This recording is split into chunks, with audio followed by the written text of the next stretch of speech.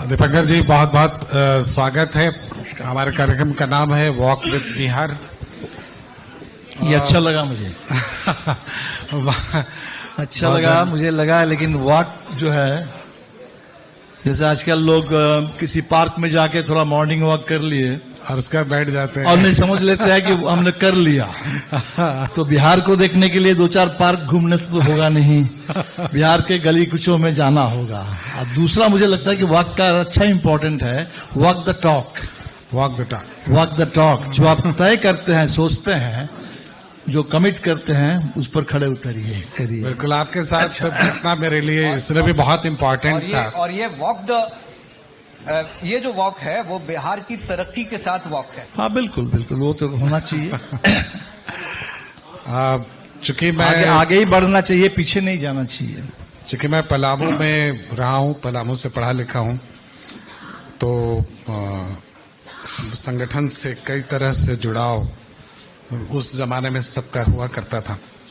हम लोग भी किसी न किसी रूप में जुड़े रहते थे। इस दृष्टि से भी आपका यहाँ आना हमारे लिए बहुत महत्वपूर्ण है।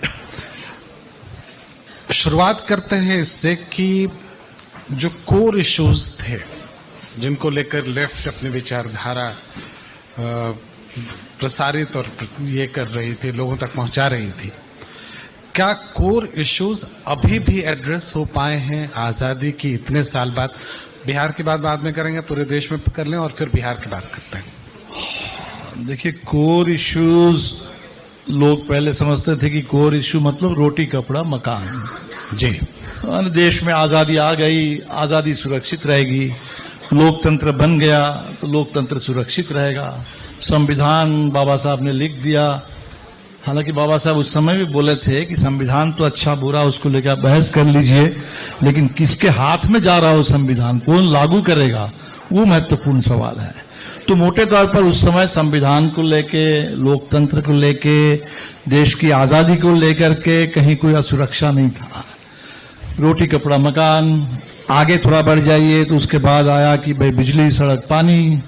उससे थोड़ा आगे बढ़ जाइए आज के डेट में तो शिक्षा, स्वास्थ्य, रोजगार। और थोड़ा आगे बढ़िए, बढ़ना ही होगा आज के डेट में। जिस तरह से अभी कलकत्ता डूब गया है, हिंदुस्तान के हर, पंजाब में बाढ़, जी, पूरा उत्तराखंड परेशान, हिमाचल। तो पूरे देश में डेवलपमेंट के नाम पर हिमालय को भी तोड़ दे रहे हैं, नदियों को मोड़ दे रहे हैं।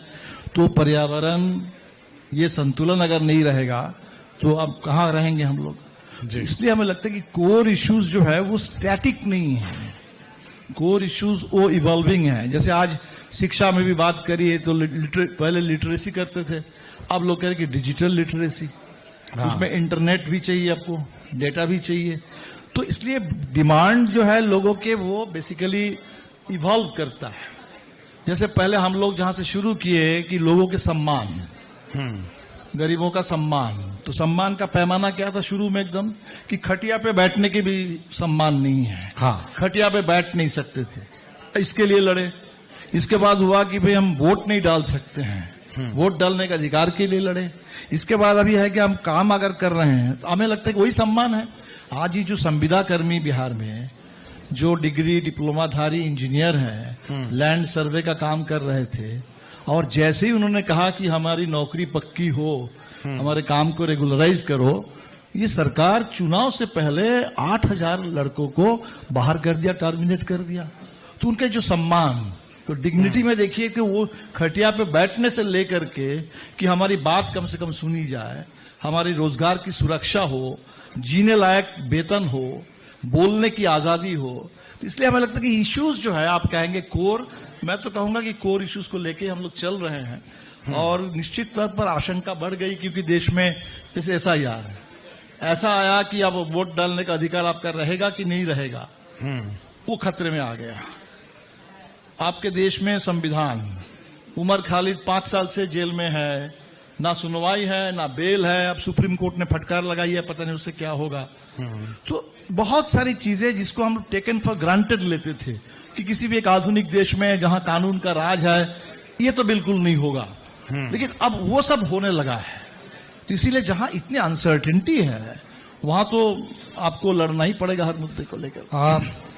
जहां तक कम्युनिस्ट विचारधारा की बात है और आपके साथ जुड़े लोगों की बात है, वो खुलकर निकलते हैं, साथ देते हैं। आज भी अगर रैली निकालते हैं आप तो शायद पटना जाम हो जाए।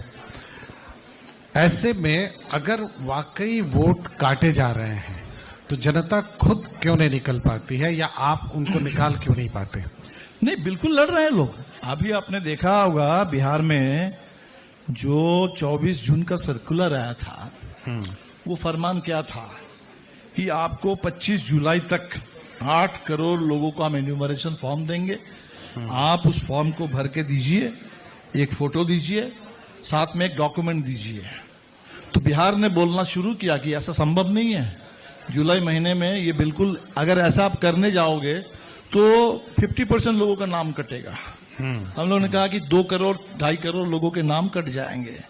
तो बिहार ने इतना हल्ला किया, तब जाकर के देखिए चुनाव आयोग पीछे हटा थोड़ा कि ठीक है जुलाई महीने में आप सिर्फ फॉर्म जमा कर दीजिए जी।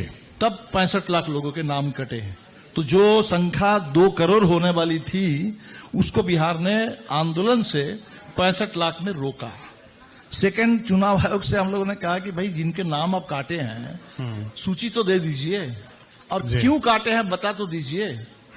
चुनाव आयोग इसके लिए तैयार नहीं था। इसके लिए सुप्रीम कोर्ट में जाना पड़ा, सुप्रीम कोर्ट ने दबाव डाला, तब जाकर के 18 अगस्त को चुनाव आयोग ने सूची दी कि कहां कहां किनके नाम कटे और क्यों कटे।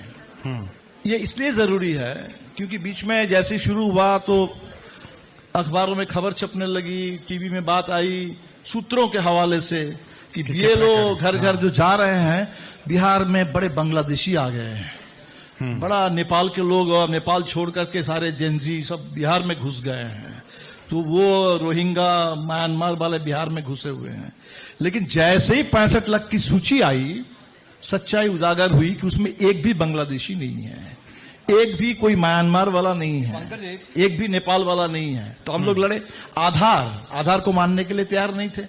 अल्टीमेटली जाकर के सुप्रीम कोर्ट ने जब कहा तो आधार को मान रहे हैं। दीपंकर जी, पॉइंट टेकन। एसआईआर की बात आप कर रहे हैं, आंदोलन भी आप करते रहे हैं, इसे लेकर प्रश्न भी उठाते रहे हैं। तो एक जो प्रश्न उठता है, जो विपक्षी कह रहे हैं कि इतनी बड़ी आपने वोटर अधिकार यात्रा निकाल ली, साथ साथ आप भी थे, है ना, लेकिन आपने विपक्षी नहीं, आप सत्ता पक्ष की बात कर रहे हैं। नहीं, मैं विपक्षियों की बात कर रहा हूँ। नहीं, विपक्ष तो हम लोग हैं। हाँ, विपक्ष आप ही की मैं बात कर रहा हूँ। ठीक, आप ही की मैं बात कर रहा हूँ कि आपने, विपक्ष ने ही वोटर अधिकार यात्रा निकाली ना। ठीक। तो आप उसमें राहुल गांधी, महागठबंधन के जो अन्य नेता हैं उनके साथ थे, लेकिन जो चुनाव आयोग ने आपको जो टास्क दिया था, आपके बीएलए को, आपने तो उसे पूरा नहीं किया। इसमें अगर हम बोलना शुरू करेंगे आपके पास उतना समय नहीं होगा।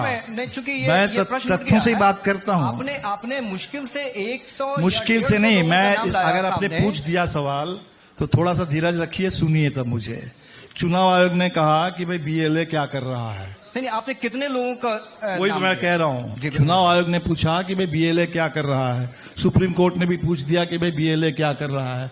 हमने देखा कि रोज जो चुनाव आयोग से जो अपडेट आता है उसमें 0000 आ रहा था। हमने तय किया कि भाई ये 0 वाला जो स्कैम है, इस स्कैम को हमें तोड़ना है। बड़े मुश्किल से 18 के बाद हमने जब शुरू किया तो 21 अगस्त में हमारे 2 कंप्लेन दर्ज हुए।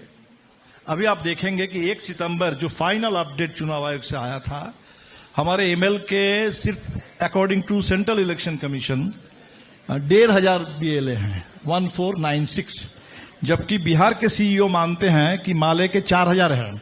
अब ये भी मैं नहीं जानता कि बिहार का सीईओ जो मानता है वो दिल्ली का सीईसी क्यों नहीं मानते हैं, लेकिन इनका है कि भाई हमारे पास इतने हैं। 1496 बीएलए ने 118 कंप्लेन दर्ज किया। बीजेपी के पास 54,000 बीएलए हैं और 54,000 ने आखिरी दिन में मेरे ख्याल से 10 या 15 उनके कंप्लेन हैं। बीजेपी और की शिकायत नहीं, नहीं, शिकायत की बात नहीं है। यहाँ तक कि जो नए वोटर, उसको थोड़ा समझिए, इसमें रहस्य है। नए वोटर का भी नाम जो जोड़ना है, कोर्ट ने विथ रीजंस तो मैं काटे गए आपके सामने उपलब्ध करा दिया। बिल्कुल, वो कंप्लेन आप आपने जो है इसमें ऐसे धांधली हो रही है। आप अगर सुनेंगे, ऐसा भी कंप्लेन चला गया कि जो आदमी खुद बोल रहा है कि मैं विदेशी हूं, मेरा नाम कैसे चढ़ गया। ऐसा हो सकता है क्या? लेकिन ऐसा भी फॉर्म जमा हो रहा है, ऐसा फॉर्म जमा हो रहा है कि जो आदमी नॉन एग्जिस्टेंट है, नॉन एग्जिस्टेंट कोई फिक्टिशियस आदमी, काल्पनिक कोई आदमी, वो कह रहा है कि 12-14 लोगों का नाम काट दो। आरा में आपके बीजेपी के एमएलए हैं, बीएलए की बात छोड़ दीजिए, एमएलए लिख रहे हैं अपने लेटर हेड पर कि 120 या कितने वोटर है, इनको हमारे विधानसभा से उठा करके बगल के विधानसभा में डाल दो, इस बूथ से उस बूथ में नहीं, आरा से उठा करके इनको संदेश में डाल दो। अब बताइए, जहां इस तरीके के काम हो रहे हैं वहां आप बीएलए का पूछेंगे कि भाई कैसे होगा? चलिए, ये तो पूरा मामला ही धांधली से भरा हुआ है। एसआईआर पर जो बातचीत है, हम लोग दूसरे मुद्दों पर भी जाएंगे, लेकिन एक अंतिम सवाल इसी से जुड़ा हुआ, एसआईआर पर जो हम लोग बातचीत कर रहे हैं, जो अंतिम प्रारूप सूची है वो आने वाली है। वो आपकी जो अंतिम सूची जो सूची आएगी, फाइनल सूची है, किसी को कुछ पता नहीं जी। जो नाम काटे उसके बाद आपका क्या नहीं, पहली बात तो जो नाम काटे गए 65 लाख, उसमें हमने देखा कि बहुत गड़बड़ी है। आदमी जिंदा है, मुर्दा लिख दिया गया। बेचारा सुप्रीम कोर्ट तक पहुंचा मिंटू पासवान कि मैं हुजूर जिंदा हूं और मुझे चुनाव आयोग ने मार दिया, एसआईआर में मुझे मुर्दा घोषित कर दिया। तो ऐसे बहुत सारे अनियमितताएं उसमें है। 3 लाख लोगों को नोटिस दिया, वो सारे लोग आधार लेकर के पहुंच रहे हैं, लेकिन वो मान नहीं रहे हैं। और अभी जो सूची आएगी, जो आई है एसआईआर, उसमें आप देखेंगे कि बहुत गड़बड़ी है। फाइनल सूची जो आएगी वो कैसी सूची होगी हमें कुछ नहीं मालूम, तो इसीलिए अब उसमें हमें समय भी नहीं मिलेगा। हमें तो आशंका ये भी है कि उसमें चुन चुन करके जो लोग शायद चुनाव लड़ना चाहते हैं, उन ऐसे कुछ लोगों का नाम काट दिए जाए जो कैंडिडेट बनने के लिए तैयारी कर रहे हैं। पता चला सूची में आपका नाम नहीं है, तो 5 दिन आप उसी के लिए दौड़िए, किसी तरह अपना नाम उसमें डलवाइए। तो ये चुनावी मुद्दा बड़ा है। आपको लगता है ये अगले चुनाव में चुनावी मुद्दा ये बड़ा रहेगा, या आप अपने दमखम से और जो प्रदेश के दूसरे मुद्दे हैं उनके साथ लड़ेंगे? नहीं, ये देखिए, ये दोनों के बीच में कोई कॉन्ट्रडिक्शन नहीं है। आप तो चुनाव में तो अपनी बात करेंगे। अब आपका वोटिंग राइट ही अगर कहीं खतरे में आ जाए, वोट आप डाल पाएंगे कि नहीं डाल पाएंगे, ये अगर सवाल बन जाए, तो आपको तो उसके लिए लड़ना होगा। तो नंबर 1 एजेंडा इसको रखें? नहीं, नंबर 1 नहीं, नंबर 1 इस बार बिहार में नंबर 1 तो वो है लोगों का गुस्सा। ये जो मंत्रियों को दोहरा रहे हैं ना लोग, ये जो बिहार और नेपाल में फर्क मैं इतना मानता हूं, नेपाल में गुस्सा का विस्फोट हुआ, नया नया लोकतंत्र है, गोली चल गई। बिहार में अभी गोली नहीं चली, नौजवानों में थोड़ा सा अभी भी धीरज है, भरोसा थोड़ा सा है, और लाठी चल रही है बिहार। लेकिन बिहार ये मैं मानता हूं ये बदलाव बिहार चाह रहा है, इसलिए उसके लिए कारण बहुत कुछ है, रोजगार है, मकान है, जमीन है। अब हम लोग जमीन की बात करते हैं, हमारे नीतीश बाबू कहते हैं कि भाई माले वाले तो मांगते रहते हैं, जमीन कहां से लाएंगे, आसमान से लाएंगे क्या जमीन? और अदानी को जमीन चाहिए तो 1050 एकड़ जमीन पीर पैंती में उनको मिल गई। मोदी जी कहते हैं कि एक पेड़ मां के नाम, और मां के सम्मान के लिए बड़े परेशान है इस समय, और 10 लाख पेड़ काट दिए जा रहे हैं वहां।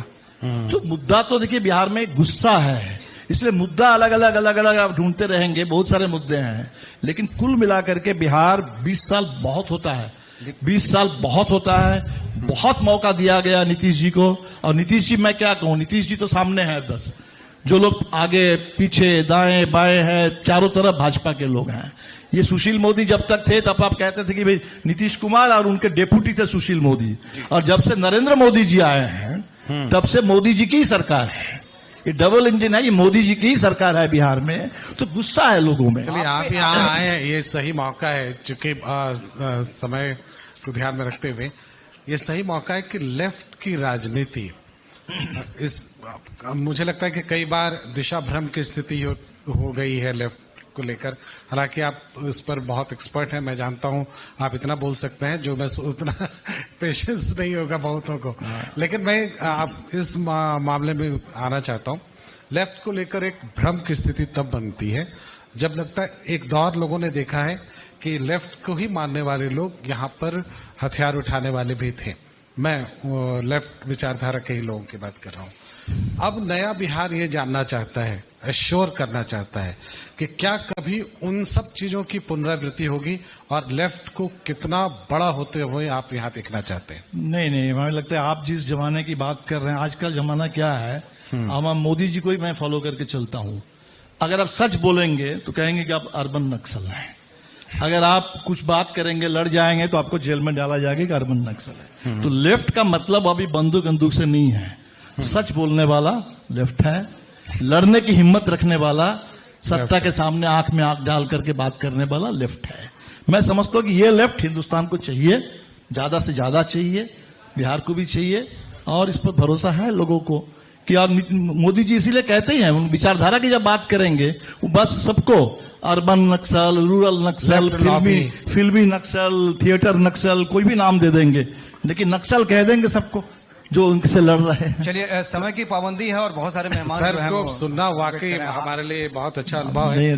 कभी हम लोग बैठकर बिल्कुल बिहार चलता लेकिन रहेगा। सर, जो चुनावी राजनीति है उससे संबंधित सवाल इनसे पूछे बिना हम लोग जाने नहीं दे सकते हैं। आपने पूछा नहीं तो हम क्या करें? आप लेफ्ट में चले गए, बंदूक में चले गए, आप ईवीएम की बात ही नहीं किए। आपका स्ट्राइक रेट जो है पिछले चुनाव में बहुत अच्छा था, तो उस स्ट्राइक रेट के बूते आपको 19 सीटें दी गई थी, इस बार हो सकता है ज्यादा मिले। 12 सीटें जीती थी, स्ट्राइक रेट बहुत अच्छा था।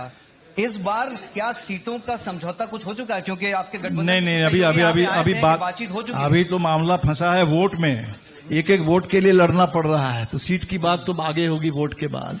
बात हम लोग कर रहे हैं, हमने अभी कहा है कि देखिए स्ट्राइक रेट की बात करते हैं तो स्ट्राइक रेट T20 में भी है, वनडे में भी है, और जब आप टेस्ट मैच में जाते हैं तब बहुत स्ट्राइक रेट की बात नहीं होती है, तब आपको एक सेशन की बात होती है, टीम वर्क की बात होती है। तो T20 तो नहीं है, चुनाव टेस्ट मैच है, इसीलिए आपको दक्षिण बिहार में भी अच्छा करना है, उत्तर में भी अच्छा करना है, माले को भी अच्छा करना है, कांग्रेस को भी अच्छा प्रदर्शन करना है, कैच भी नहीं छोड़ना है, रन भी बनाना है, बाउंड्री भी लगाने हैं, दौड़ना भी है, तो पूरे बिल्कुल यही हम कह रहे हैं। इसीलिए स्ट्राइक रेट से ज्यादा इंपॉर्टेंट है कि ये टेस्ट मैच है, सेशन बाय सेशन, सीटों का एक सुलझ गया है कि नहीं? नहीं, बिल्कुल हो जाएगा। चुनाव हमें लगता है कि जैसे चुनाव की घोषणा होगी, के मंच से क्या कहना, सीट की भी घोषणा हो जाएगी, उधर से चुनाव की भी घोषणा होगी, इधर से सीटों की भी घोषणा होगी। कुछ ब्रेकिंग चलाने लायक हम लोगों के पास। अब आप लोग पूछेंगे हमसे भाई बंदूक लेट विचारधारा, तो उसमें ब्रेकिंग कहां से आपको मिलेगा, है ना? ब्रेकिंग के लिए ब्रेकिंग टाइप का सवाल पूछना होगा ना। सीट ही बता दें। कम से कम यही बता दीजिए कि डिप्टी सीएम के लिए कई दावेदार हैं। नहीं, उसमें हम नहीं है, या इसको मान लीजिए कि हमारा, हम लोग दावेदार नहीं है। मुकेश सहनी कह रहे हैं कि डिप्टी सीएम तो हम ही बनेंगे। बात बन गई है। बिल्कुल कह सकते हैं, डेमोक्रेसी हरी झंडी देते हैं। नहीं, बिल्कुल डेमोक्रेसी है, डेमोक्रेसी में खुल के अपनी बात रखनी चाहिए, जो भी आकांक्षा है वो है, उसके बाद क्या होगा नहीं होगा वो तो फाइनल परिस्थिति है। अच्छी बात, इस जवाब से हमारी ब्रेकिंग नहीं बनेगी। ले लास्ट सवाल ये, तेजस्वी यादव मुख्यमंत्री बने, इसको लेकर क्या महागठबंधन में, इंडिया गठबंधन में? वही मैं ये कोई सवाल ही नहीं है, ये ब्रेकिंग आप कहां से इसमें होगा? क्योंकि देखिए दो बात, इसमें बहुत लॉजिकल बात है, बहुत लॉजिकल बात है। अगर कहीं कोई पोस्ट पोल अलायंस होता है तब हो सकता है कोई देवेगौड़ा प्राइम मिनिस्टर हो जाते हैं, लेकिन जहां कोई प्रीपोल अलायंस हो, उस प्रीपोल अलायंस को अगर बहुमत मिले तो नेचुरल है, जो सबसे बड़ी पार्टी है, सबसे बड़ी पार्टी के जो नेता है, अगर देश में बहुमत मिल गया होता तो राहुल गांधी प्राइम मिनिस्टर होते, बिहार में बहुमत मिलेगा तो तेजस्वी यादव होंगे, वो अभी LOP हैं, वो अभी आपके इंडिया गठबंधन के कोऑर्डिनेशन कमेटी के चेयर हैं, इसीलिए मतलब इसमें कोई सवाल नहीं है। ये बात कांग्रेस के सहयोग वो इसलिए कहते हैं, उनको लगता है कि some things go without saying, हर चीज बोलने की जरूरत नहीं होती है, समझदारों के लिए इशारा काफी होता है, इशारा कर दो बात बहुत है। चलिए, बहुत धन्यवाद सर आपका इस मौके पर आने के लिए। वॉक विद बिहार में किसी न किसी पड़ाव पर हम फिर मिलेंगे। बहुत शुक्रिया, बहुत धन्यवाद दीपंकर भट्टाचार्य जी।